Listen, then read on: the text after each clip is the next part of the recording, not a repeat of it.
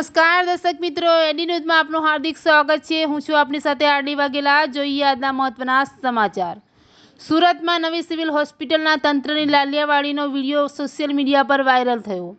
ગુજરાત સરકાર દ્વારા લોકોને સારી આરોગ્ય સેવાઓ મળી રહે તે માટેના પ્રયાસો હાથ ધરવામાં આવે છે, પરંતુ સરકારની તંત્ર જાણે સરકારના પ્રયાસોને આદેશોને ગોળીને પી ગયું હોય તેવી સ્થિતિ જોવા મળી રહી છે। સુરતની નવી સિવિલ હોસ્પિટલમાં એક દર્દીના દર્દને કારણે કળસી રહ્યો છે અને તબીબી અને નર્સિંગ સ્ટાફ આરામ ફરમાવતા હોવાનો વિડીયો સોશિયલ મીડિયામાં વાયરલ થયો છે। રાજ્ય સરકાર દ્વારા દર્દીઓને સારી સુવિધાઓ મળે અને ઝડપી તેની ટ્રીટમેન્ટ થાય તે પ્રયાસો કરવામાં આવે છે, પરંતુ સિવિલ હોસ્પિટલનું તંત્ર સરકારના પ્રયાસો પર પાણી ફેરવવા માટે તૈયાર હોય તેવું લાગી રહ્યું છે। સુરત સિવિલ હોસ્પિટલનો એક વિડીયો સોશિયલ મીડિયામાં વાયરલ થઈ રહ્યો છે, જેમાં જોવા મળી રહ્યું છે કે એક દર્દી સારવાર માટે વલખા મારી રહ્યો છે અને તબીબો તેની સામે જ આરામ ફરમાવતા નજરે પડી રહ્યા છે।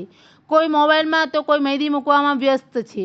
કોઈને દર્દીના જીવની ચિંતા ના હોય તેમ આ વિડીયોમાં જોવા મળી રહ્યું છે। સુરત સિવિલ તો ઠીક, રાજ્યની અન્ય હોસ્પિટલોમાં પણ આ પ્રકારના અનેક બનાવો સામે આવતા હોય છે, ત્યારે સુરત સિવિલ તંત્રની વધુ એક લાલિયાવાડી સામે આવી છે।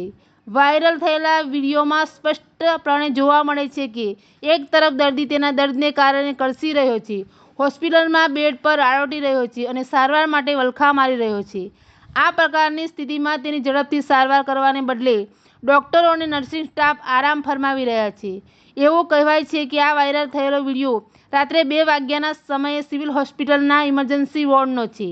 આ સમયે જે ડોક્ટરો ફરજ પર હતા તે સૂઈ ગયા હોવાનું નજરે પડ્યું છે।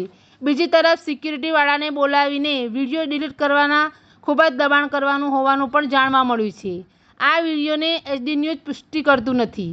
એડી ન્યૂઝ સાથે બ્યુરો ચીફ સુનિલ ગાંજાવાલા, સુરત।